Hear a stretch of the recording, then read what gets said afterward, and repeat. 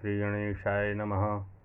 वंशे विभूषितकरानवनीर्दाभात् पीताम्बरादरुणबिम्बफलाधरोष्ठात् पूर्णेन्दुसुन्दरमुखादरविन्दनेत्रात् कृष्णात् परं किमपि तत्त्वमहं न जाने। कृष्णात् परं किमपि तत्त्वमहं न जाने।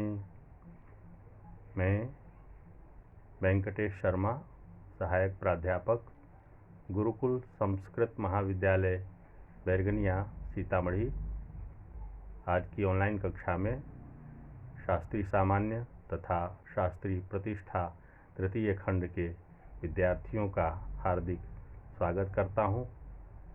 आज की कक्षा अनिवार्य प्रथम पत्र की है। आज हम लोग संस्कृत साहित्य का इतिहास से भारतीय दर्शन के बारे में पढ़ेंगे। कल हम लोगों ने वेदांत दर्शन का अध्ययन किया था। इसके अंतर्गत वेदांत दर्शन के 4 प्रमुख संप्रदायों के बारे में हमने जानकारी दी थी। पहला अद्वैतवाद, दूसरा विशिष्टाद्वैत, तीसरा द्वैतवाद तथा चौथा द्वैताद्वैतवाद। इनके प्रवर्तक क्रमशः शंकर, रामानुज, मध्वाचार्य तथा निम्बार्काचार्य जी हैं। वेदांत दर्शन का मूल प्रश्न है, जीव और ब्रह्म में क्या संबंध है। इस प्रश्न का विभिन्न प्रकार से उत्तर देने के कारण ही वेदांत के अनेक संप्रदायों का आविर्भाव हुआ, जन्म हुआ। शंकर के अनुसार जीव और ब्रह्म दो नहीं हैं, वे वस्तुतः एक ही हैं, अर्थात अद्वैत हैं। इसीलिए उनके दर्शन को अद्वैतवाद कहा जाता है। आचार्य रामानुज के अनुसार एक ही ब्रह्म में जीव तथा अचेतन प्रकृति विशेषण रूप में है। उन्होंने विभिन्न रूप में अद्वैत का समर्थन किया है। इसीलिए उनका मत विशिष्टाद्वैत कहलाता है। मध्वाचार्य जीव और ब्रह्म को दो मानते हैं। इसीलिए उनका मत द्वैतवाद कहलाता है। निम्बार्क के अनुसार जीव और ब्रह्म किसी भी दृष्टि से दो हैं, तो किसी दृष्टि से दो नहीं है, अतः उनका मत द्वैताद्वैतवाद कहलाता है। पहला है अद्वैतवाद, जिसके प्रवर्तक आचार्य शंकर हैं। इन चारों तथा अन्य वेदांत संप्रदायों में से शंकर का अद्वैत दर्शन सर्वाधिक प्रमुख माना जाता है। सिर्फ 32 वर्ष की अल्पायु में ही मृत्यु को प्राप्त हो जाने वाले शंकर ने वेदांत दर्शन की संपूर्ण रूप में व्याख्या की है। वे विश्व को पूर्णतः सत्य नहीं मानते।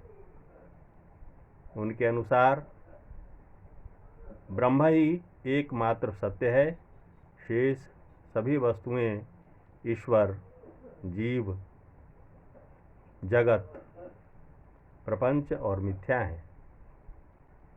ब्रह्म ही विश्व का अधिष्ठान है। शंकर ने जगत को जादू की उपमा से समझने और समझाने का यत्न किया है। ब्रह्म माया की शक्ति के द्वारा विश्व का प्रदर्शन करता है। विश्व पानी के बुलबुले के समान है, वह स्वप्न के समान है।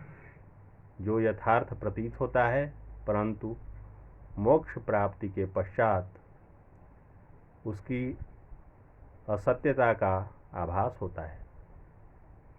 परंतु वे विश्व को पूर्ण असत्य भी नहीं मानते, क्योंकि विश्व का आधार ही ब्रह्म है। माया और अविद्या को शंकर एक ही चीज़ मानते हैं। माया ब्रह्म की शक्ति है, जिसके आधार पर वह विश्व का निर्माण करता है। माया के कारण ही निष्क्रिय ब्रह्म सक्रिय हो जाता है। माया सहित ब्रह्म ही ईश्वर है। माया अध्यास रूप है। जहाँ जो वस्तु नहीं है, वहाँ उस वस्तु को कल्पित करना ये अध्यास कहलाता है। निर्गुण ब्रह्म में जगत और रस्सी में सांप ये अध्यसित हो जाता है, आभासित हो जाता है। दूसरा है अद्वैतवाद। शंकर ब्रह्म को एकमात्र सत्य मानते हैं। वे प्रकाश की तरह ज्योतिर्मय हैं, निर्गुण हैं, लेकिन उसे शून्य नहीं समझना चाहिए। वह पूर्ण है, सर्वोच्च ज्ञान है, सर्वशक्तिमान और सर्वव्यापी हैं। वह सभी प्रकार के भेदों से रहित हैं। शंकर ब्रह्म को ही आत्मा कहते हैं। आत्मा अपरिवर्तनशील है तथा उसे प्रमाणित करने के लिए किसी भी प्रमाण की आवश्यकता नहीं है। ब्रह्म को जब विचार से जानने का प्रयत्न किया जाता है तो वो ब्रह्म ईश्वर हो जाता है। ईश्वर सगुण ब्रह्म है। वह सर्वज्ञ, सर्वव्यापक, स्वतंत्र, एक, अंतर्यामी, जगत का सृष्टा, पालनकर्ता और संहार करता है। ब्रह्म का प्रतिबिंब जब माया में पड़ता है तब वह ईश्वर हो जाता है। इसीलिए शंकर के दर्शन में ईश्वर को मायोपहित ब्रह्म कहा जाता है। वह उपासना का विषय है और कर्म नियम का अध्यक्ष है। वह कर्मफल दाता भी है।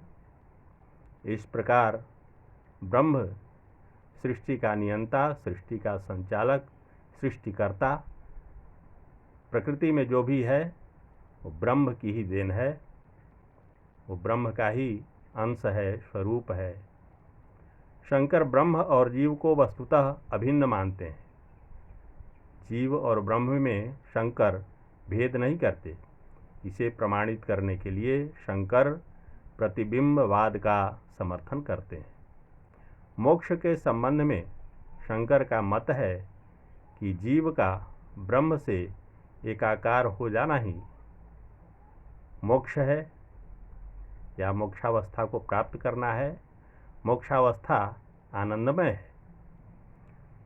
इस प्रकार आज की कक्षा समाप्त होती है।